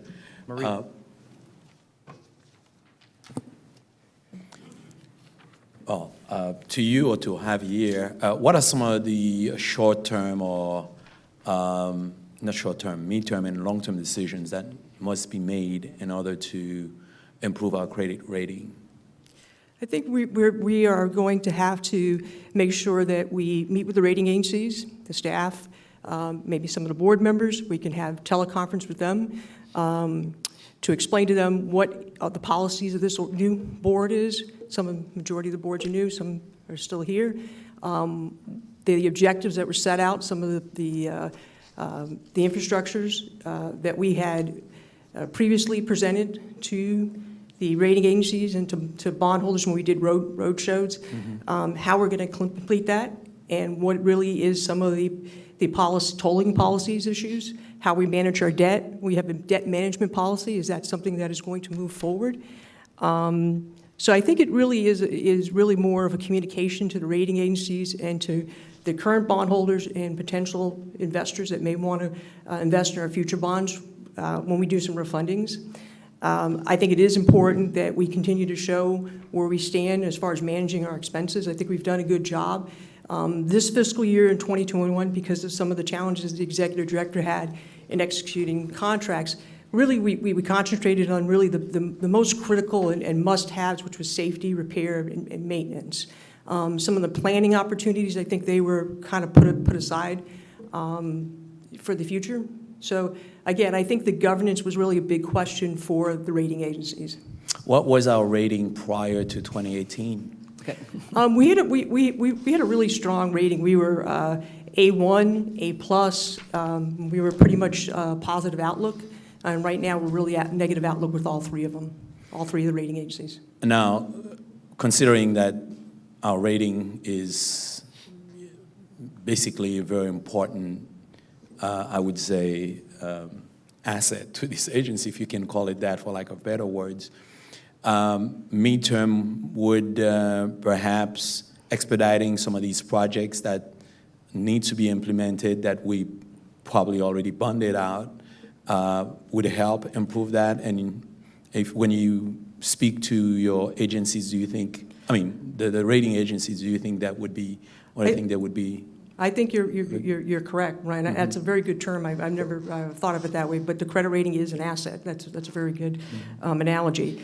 As far as moving the project forward, absolutely. I think it shows that the organization is doing business, it's moving forward, and it shows that, it is being managed and it's accomplishing the goals that it set out. So yes. Yeah, I mean, that came to mind, Mr. Chair, because considering how heads were spending on the county commission during the recession, when some of our rating, I think, for the airport or for the port went negative a little bit, and county staff and commissioners were up in alarm trying to find out how do we improve that, because that reduced our capacity, to basically find monies, short-term and need-term to be invested in our projects. So this is something I know you're going to lead this board towards, because the reputation of this agency, the reputation of our county, and its ability to be funded when we have these major projects similar to the 36 extension that was just mentioned earlier is extremely important. Absolutely, it's extremely important. And Thank this is the you, basis. thank you, ma'am. So with that, thank you, Commissioner Monestime. Thank you, Mr. Chair. Executive Director. Mr. Chair, it's Board Member Monestime, it's a tremendous segue, because you asked a very key question: what do we need to do in the short term, midterm, and long term? And I think short term, it's resolve this dispute on governance, because the effect on our ratings was not because of traffic and revenue. It wasn't because of management or expenses or any of those. It was primarily because of the governance issue. So in preparation for fixing that governance issue, what's before you in the agenda, the first half of it, is in preparation for those short and midterm, getting these services in line to prepare for going out and issuing debt, going out and getting our traffic and revenue investment grade, having the bond council, everything that will prep us to go and take off running and not be reactionary afterwards, is why these items are before you. So thank you for the segue. Whether it was a segue or not, thank you very much. And by the way, what I will ask is that, Executive Director, make sure that the CFO briefs every single member with an updated version, because I have a bunch of questions to ask, but I think it'll be best to sit down and look at the issues that's been stated by my colleague, Commissioner Monestime, or Board Member Monestime. It is important that we have a true picture of our current situation, how it got here. Well, we all know it was just explained in two different ways. But we want to make sure that this could be reversed in the fastest and possible way, so we could get those fundings and those monies back within this time. And also the reissuing and finding savings within the lower rates that are in the market as we speak right now. So we're very interested, and if a meeting has to be called sooner than later, a meeting will be called sooner than later, because this is extremely serious. This is the backbone of our entity. So let's move forward and let's do this as soon as possible. Yes, sir. With that, Madam Treasurer, you had anything to add? Yes, thank you. And Commissioner Monestime, thank you so much for that comment, because you hit the nail right on the head, and Mr. Diaz, then you echoed as well. I think despite a pandemic and despite the legislature's best efforts, this agency remains strong. However, yes, our rating did take a hit because of the governance issue. And I think even having this meeting, it's a step in the right direction, of course, and this incredibly thick agenda that we have to move these projects forward will touch on your concern, absolutely, that we put our bondholders at ease and that we continue our ability to find the money to fund these projects. So with that, I believe our treasurer's report is concluded. Marie, unless you have anything else to chime in on, and I absolutely, Commissioner Diaz, Chairman Diaz, thank you for suggesting or requiring that each board member meet with our CFO. I think they're all very anxious to anyway, and that's what we all should, and perhaps each of our key staff members. I know I went through a lengthy orientation as a new board member. Dennis Moss and yourself and Commissioner Monestime, you have a long history of knowing about this agency, but it will be great to see where we're at in the past few years with policies and dollars. So with that, I believe my report is done. So thank you very much. There's one more question, Member. Yes. Yes. Go ahead. Thank you, Mr. Chair. Moss. One quick question. Is the agency eligible for any of the federal help that's being available to transportation organizations? No, I'll let you chime in, but no. No, sir. In fact, we are members of the International Bridge, Tunnel, and Turnpike Association, which is the association of toll agencies around the country. And in those recovery plans, they primarily left out the toll agencies for the simple reason that we're self-funded. And that was the theme throughout the country. That does not mean that in the reauthorization, there's not, efforts being made to try and leverage our funding streams with federal or state dollars to get projects done, because it is an interesting formula that is very successful, and we're an example of it being successful partnership, but it's being talked of for the future, but not in the past. Thank you. Thanks. Okay. If I may, Member Show. before we move into, Yes. we're through with the treasurer's brief. Before we move into the procurement, I was wondering if it would be appropriate. First, I would like to thank Mr. Stearns for that optimistic presentation. It felt good. But having said that, and those of you who know me, I like to look at the whole picture and see worst-case scenarios. So is this an appropriate time to go back to my question to our general counsel? That's good enough. That's your question. Mike, well, okay. Is there any scenario where we as MDX board members could be held personally liable for damages if the actions we're taking today are ultimately invalidated? And this isn't a worst-case scenario, but that is my question. My answer is no. We could not be held liable personally. Not personally liable, no. If you're acting in the scope of being a director of MDX, MDX would be responsible for anything that anybody would ever try to do against you. I understand, sir, but if in the worst-case scenario, God forbid, the legislation that was passed in 2019 goes forward and MDX is dissolved, then MDX doesn't exist, so they do not represent me. Where do I stand personally? Although I know there's other board members that may have the ability to face those damages, I do not. I don't think there are any damages, but there... There were. I'm Okay, saying well, if there were, there's a case out there that actually happened in Miami-Dade where an agency was dissolved, and of course, the lawyers wanted to get paid their money because they represented that the agency was dissolved, and the court said any debts of that agency or any kind of debt or contracts of that agency have to be paid by the new agency. So if your concern is not being covered, I don't think that'll ever happen. And remember, Fano, even if you serve in the board of the Boy Scouts, you could always get something that could happen, and somebody could always bring up any type of issue. But I think those questions might be better to ask directly to our attorney, if you need to, separately, because at this point, as we move forward, everything are we in a legal procedure, Mr. Attorney? Absolutely. Are we conducted ourselves in a legal procedure properly? Yes, we are. Okay. Is there anything outstanding that you see that we're not doing that is not proper by the law? I would not be here if I thought it was improper. And that's what I thought. So with that said and done, I think that settles it, and let's move forward. We got a long agenda, but I'll let you ask your question. No, that was my question. Thank you so much. And So I with that, appreciate thank you.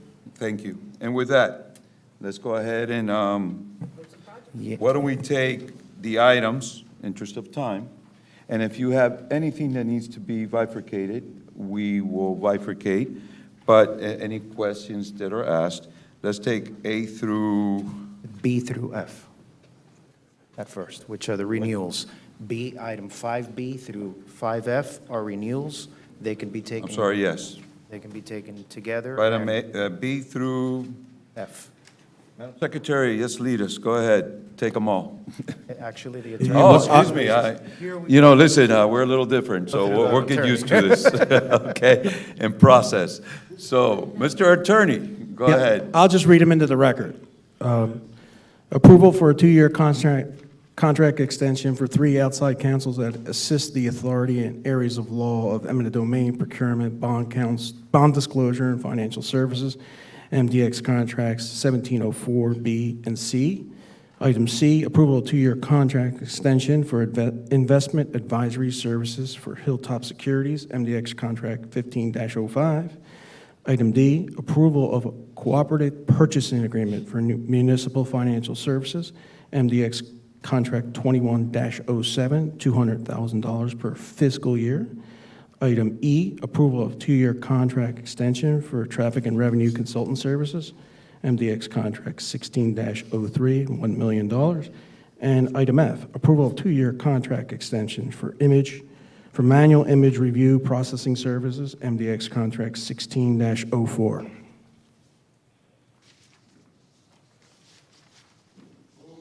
Moved. I have a motion by Board Member Moss, second by Treasurer. Thank you. And do I have anybody that has any questions on any of these at this time? Mr. Chair, this is Leonard Board. Go ahead. Thank you, thank you. Javier, the reason why some of these are extended for 2 years is because they are already a year and a half old, or is a 2-year set starting today? We're proposing that it's 2 years from today. Okay. And has it been the norm that we extend these contracts in these categories, in these expenditure categories for 2 years? Sure. They have to meet certain criteria of review of their evaluations, all of which have been met, which is why we put them on the agenda. Thank you very much. No more questions, Chair. Sir. Do we have, what items are left? Item G, The second, all in favor, say aye. Aye. Any Aye. opposed? Nay. Record is a nay. Thank Okay. you. He was? No, he voted yes, and she voted no. She voted no. Right. Okay. All right, let's move on. Item G, approval to advertise fiber optic repair services, MDX contract ITB 21-08, $420,000. Item G. Mr. Toledo will brief you. Okay. Good morning, board members. I'll run through each of the next items and give you a brief explanation of each. But just to cover the next items from G to L, based on the previous treasurer's comments, every project that we're asking for approval to advertise or get into contract, we've coordinated with our financial chief officer, Marie, and our staff to make sure that all these projects and contracts can be fully funded with our current cash flow and traffic projections. So this does not require any type of new bond issuances early. We can work with the monies that we are projecting for these projects so they can be fully funded.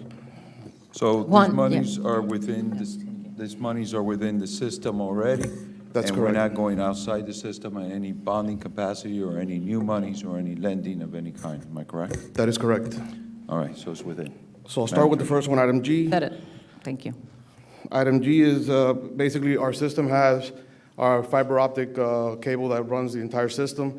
This contract is for a contract service for maintenance and repairs. It's a 5-year contract estimated at $2.7 million. We anticipate that the first year is going to cover a lot of known necessary upgrades and repairs to the system since we haven't been able to do it in quite a while. And then we have $50,000 a year for the next 4 years after, just for routine maintenance or any repairs that come up during the life of the contract. Again, this is the lifeline of our system. It not only handles all the toll transactions that are collected on the system on all of our roadways, but it also handles all of the traffic management cameras, all the traffic incident devices that we have to be able to properly monitor traffic conditions on our system. We are proposing a 15% small and local business participation combined, and I'll explain that program a little bit, but MDX by policy has a 10% minimum goal overall. We always try to achieve a higher goal on that, so we've always proposed either 15% or higher. We do analyze every contract before we put it out to make sure that whatever goals or whatever requirements that we put in there are achievable. We look at the county's vendor list, we look at our vendor list, and we make sure that there are qualified vendors that can cover this work to meet these goals. So for this contract, because of the speciality of the work, we're proposing a 15% small and local business combined. This is an invitation to bid, so it's a low bid contract.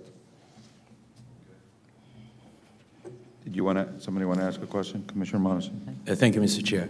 I think my question would be either for you or the director. Is it my understanding that all the items, or most of the items on this current agenda were previous agenda, board agenda before? Board Member Monestime, yes. In these items from G through L, many of these were contemplated by the previous board. They were going to be on the agenda when the board stopped meeting. So the major projects here that you'll hear Mr. Director Toledo speak to, as far as wrong-way safety program and the major interchange at 836 and the Turnpike, they were on agendas that the board just didn't meet, so they were just put aside. That's why they're back on the agenda now. Thank you. And if I may, Mr. Chair, thank you, Javier. Correct. These are projects that we actually, me personally, but at my previous board was entirely anxiously excited about. And I can't reiterate and stress enough the fact that the dollars are there within the system for us to move forward with these projects. And again, I want to echo Javier's comments on the vendors who worked with us for this past 2 years without a contract on a month-to-month basis.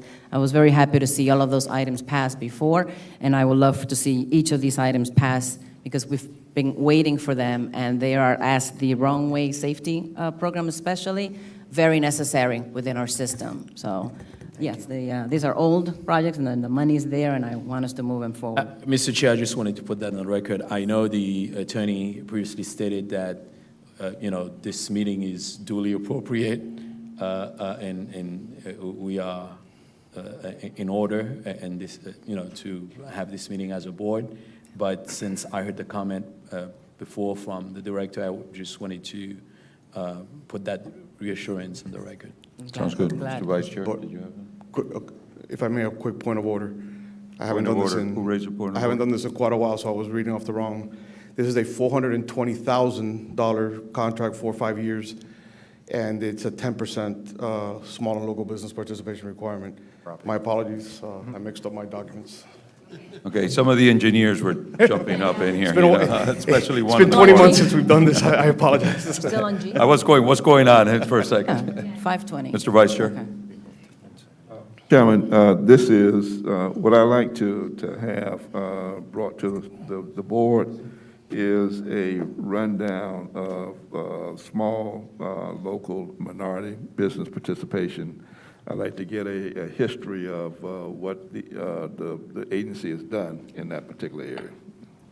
Is that good? Yes, we can absolutely put together a report and bring it to this board. We take pride in our program. Board Member Fano? Thank you, sir. I just want to clarify, these are just for advertising to bid. That's correct. Yes. Thank you. Yes. Okay. Anybody else? Okay, all of them have been moved, and Vice Chairman moved all the, this is now from G, okay, This was one item. excuse me? One item. This was Yeah. One only item? Yeah. This is But item do you want to go one by one? Yes. Because we had to go, We'll do it however you would want me to we were proceed. moving all items. Unless you guys want to go one by one, we'll go one by one. I have no problem either or. I really want us, Mr. Chair, if I may. Yeah, absolutely. Business as usual, and we really should cover each of these items one by one. Some of Sounds them are good. big dollar items, And I want to get on the record all of our approvals for these to Would be you like me to- advertised. And then, over the board oversight that will occur thereafter, and we'll get into that, but yeah, one by one. So this is Would you item like J. me to cover the items individually, and then you take a motion on each one individually, or do you want No. to do everything and then do? Yeah, the easiest way, and the way we're used to doing them, because we have very long agendas, is that we review the agendas, and then if there's items that do, that pretty much, we bunch them together, and you bifurcate which one is one that you want to have a better explanation on, or simply be able to separate and maybe make some statements on. That's what we do. It's the way I'm used to it and to moving agendas along. If you feel better that you want to go one by one since the first meeting, we'll go one by one. Yeah. That's not an issue. I don't think there's an, Thank you, Mr. Chair. It's just that's how we've always done it as an agency, and I want to make sure, because of where we're at right now, the climate of what's going on behind the scenes, I want us to continue to do what we do all the time, exactly as the same way. If you don't mind, yes. Okay. Let's take one at a time and vote on each immediately after Juan gives his presentation The and G takes has questions been- from us. He has been presented. Yes. Okay, so say it's presented. The first one we're going to vote on is on G. Am I correct? That's correct. So do I have a motion? Moved by by Chairman Moss. Second? Second by Board Member Fano. All right, on this item, item G, all in favor say aye. Any opposed? Item moves. Item I. And by the way, Madam Secretary, if I say something and that's not right, you stop me, okay? I just want to make sure. I want to make sure. We want to dot our i's and cross our t's, always. So with that, let's move to, Yes, Item H. yes. For operations, Yes. yes. of course. Item H. So item H, Approval to advertise construction services for the Wrong-Way Safety Program, MDX contract ITB 21-07, $2,718,710. Board members, this project provides wrong-way countermeasures at 25 locations system-wide for wrong-way, to prevent wrong-way access onto our system. We developed a pilot program several years ago. We did 7 at that time. They've proven to be very successful, so we want to continue that program, and we've identified these locations as high priority. These are the locations that we want to attack. It would put lighting, signage, flashing lights to warn a driver when they're going into our system the wrong way, and it also alerts the TMC so that they can put the reports out to alert not only law enforcement, but other drivers that there may be a danger on the road. sites is this on? This will be on 25 sites. 25 sites that you have determined to be the primary sites that need to have this on. That is correct. Thank you. Would like to very happily move this item and commend staff with all the work they've done on it way years back through the studies and to bring the item up to date today. All right, so I have a motion. Do I have a second? Second. I have a motion and a second. All in favor, say aye. Aye. Any opposed? All right, next item. Item I, approval to advertise CEI services for the MDX Wrong-Way Safety Program, MDX contract number RFQ 2101, $466,000. Board members, this contract is for the construction oversight of the implementation of the wrong-way safeties. This will be an RFQ for proposals for qualified engineering firms to come in and act as an extension of our staff to oversee the construction of the wrong-way safety projects. Buzz? I have a motion. Do I have a second? Second. All in favor, say aye.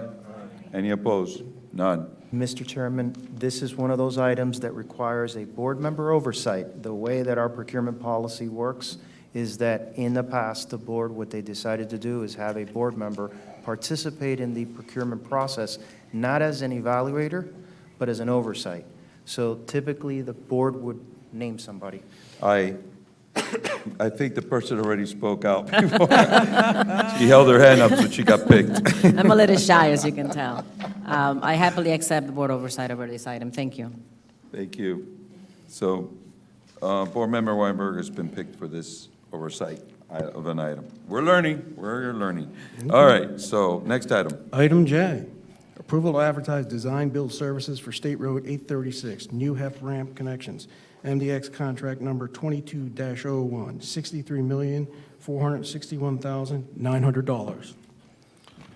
Board members, this is for the design build services for the 836 new ramp connections to and from westbound HEF. Basically provides new connections from the HEF to westbound 836 to the western communities. This is a $63 million contract. It also provides new ramps to and from the park and ride, the Dolphin park and ride, to provide easier, better access to bus services coming to and from the west as well. Again, $63 million contract. You're approving the request for RFP procurement services, the technical evaluating committee composition, as well as the proposal evaluation criteria, including your packages. Board members, I know this item very well.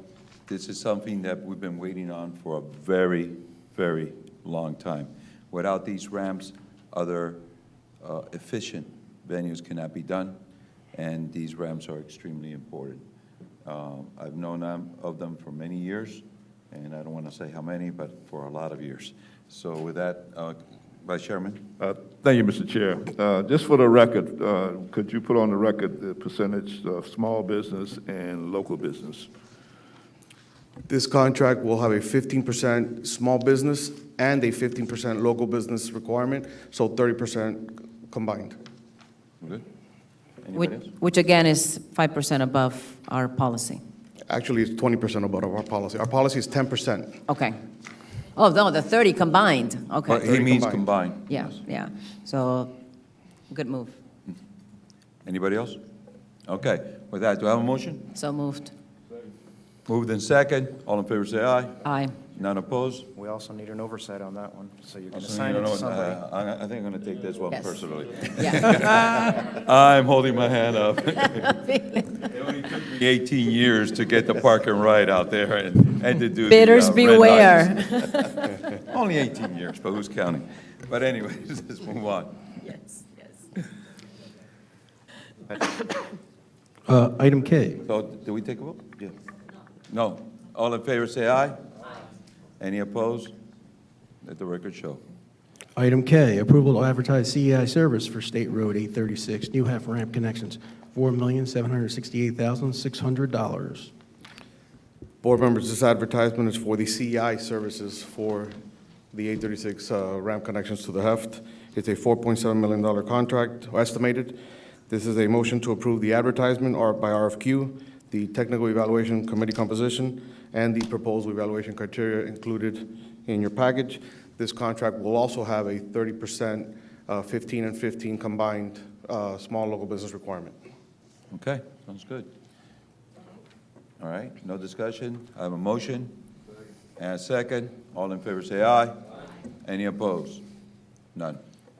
Okay, item L is our last item for the day. Approval to advertise traffic management center staffing services, MDX contract 21-09. We need the board. Sorry, I think the last item needed a board oversight member as well. For CEI as well? Okay.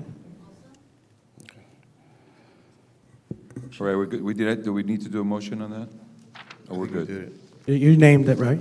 Did someone take the, he's going to take both? Wow. Yeah. I mean, one thing they told me in the Marine Corps, don't hold your hand up too many times. Look down at the paper when they ask for volunteers. Got a lot of training because of that. But anyways, this next item, Mr. Attorney. Okay, I'll read it again. Approval to advertise traffic management center staffing services, MDX contract 21-09. One?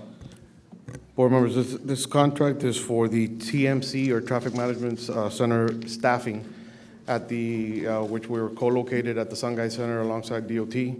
These are the eyes on our roadway. These are the staff that, look at our cameras, make sure what incidents are out there, what's happening. They dispatch road rangers when there's a disabled vehicle or debris on the road. They also work with our asset maintenance crews to make sure that everything is safe for the public. Okay. Any discussion on this item? So Chairman, moved. on the record. Mr. Vice Chair? Thank you, Mr. Chairman. What is the small business and local business?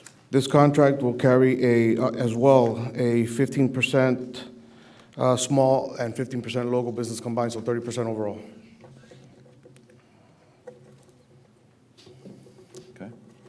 question, and I'm very happy to see the increase for these big projects.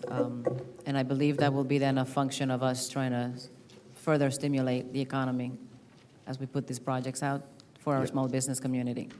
So I'm very happy, Commissioner Moss, for your comments, and to ensure that we're doing that and that we get on the record that's just MDX doing what we do. Thank you. Okay, so with that, do I have a motion? So moved, yes. Second. And all in favor? Aye.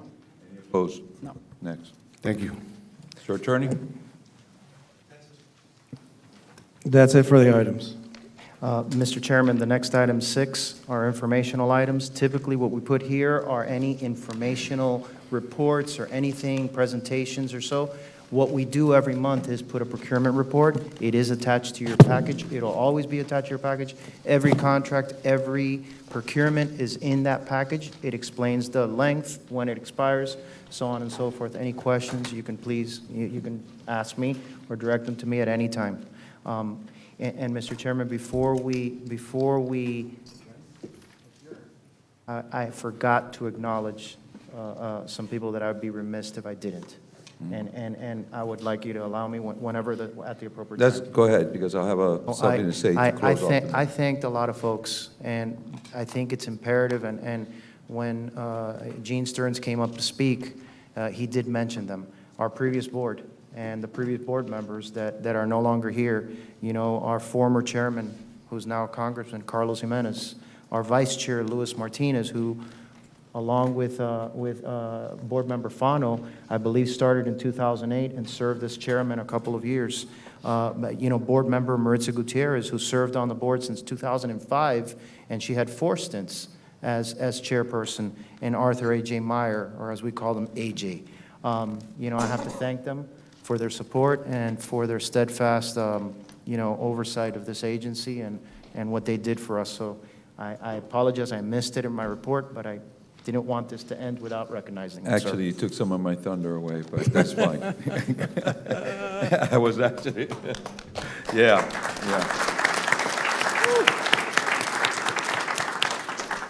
You were the proper one to say that, so thank you for saying that. Will we be doing an official recognition, as we always do, for departing board members, please? As customary, we Yes. will. This was just very quick, so we will bring them back. We will invite them back and recognize them properly, as we have done for all of our previous board members. Thank you. Thank you. And that's very appropriate, thank you. Just to remind That's what we everybody, do, this is and voluntary service. We do this out of the goodness we of our kinda heart and know our love about for the that a county. little bit too, So basically. I'm glad we're going to recognize So, our board members. Thank you. That's it. Thank you. Board is, as my colleagues have said, incredible makeup of people. And we want to do and move forward for the betterment of all in Miami-Dade County.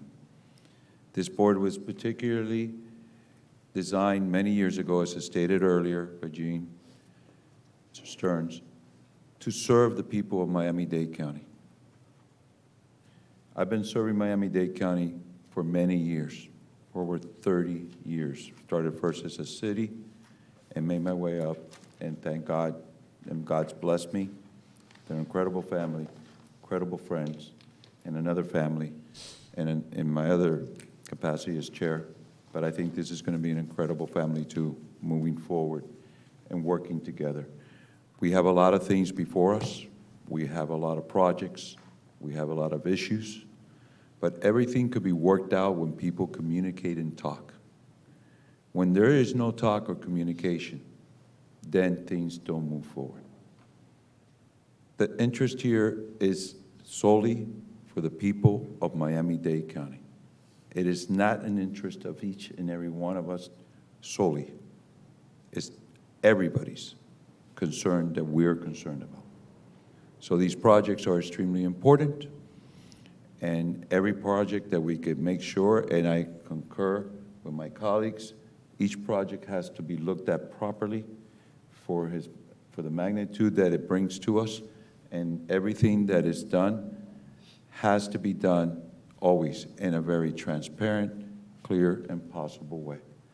That is the function, I stated before, that I believe that moving forward, I've had the honor of your decision to put me as chair. It's the way I see things and the way I want to do things with you. The more information we get, the more information we put out, the better it is. If things want to be readdressed and looked at us differently, then it's brought before this board and we shall do it ourselves. That's why this board was created. Now, with that, I'm also going to ask, and on my other capacity, to make sure that this meetings be held live on cable, so anybody could watch these meetings. I know they are streamed live, but a lot of people might be in a position where they might not be able to see the meeting streamed or at home, and they prefer seeing it on their television. So that is part of transparency that immediately will start by the next meeting, that we have people here ready to look and to establish how it could be done. So I appreciate it, Mr. Executive Director, you accommodating them and making sure. And as we move forward, this is an extremely important weekend in observing the most important essence, in my belief, especially as a Marine, serving those that serve this country that gave the ultimate sacrifice by their life or coming home not in the same way that they left. This weekend is very important that we think of those and those families that are out there and just remember them. And so those people are the ones that make sure that we could have a great weekend and have meetings like this without being interrupted or being in chaos. So I want to make sure that that's in your minds as we go forth for this weekend. I think I spoke enough. So with that, anybody else? So do I have a motion to adjourn? So moved. Second. No, wait, excuse me. Commissioner Moss, do I have a motion to adjourn? Move it. Okay. Second. Thank you so much, everybody, for being here. We'd like to get the board together down here so we can get a picture of the new board. Mr. Chair, can we set the next meeting date? Are you ready to set it? No, we actually, this is an independent special district. We'll set the meetings for the next year. We'll sit down with you and you set out the agenda for the whole year. That's what's considered a regular meeting in an independent special district. So we'll have that out and we will send it to all board members as soon as the commissioner sets the agenda. Sets the dates for the next board meetings. But you could. Thank you. Board member Board, Yes. did you hear that? Yes, I sure did, Chair. Thank you. Thank you. Leonard, stand by, we're going to Yes. take a photo, make sure you smile. I want to see you do that in cyber. That's going to be good. We'll Photoshop you in. There you go. Thanks, guys.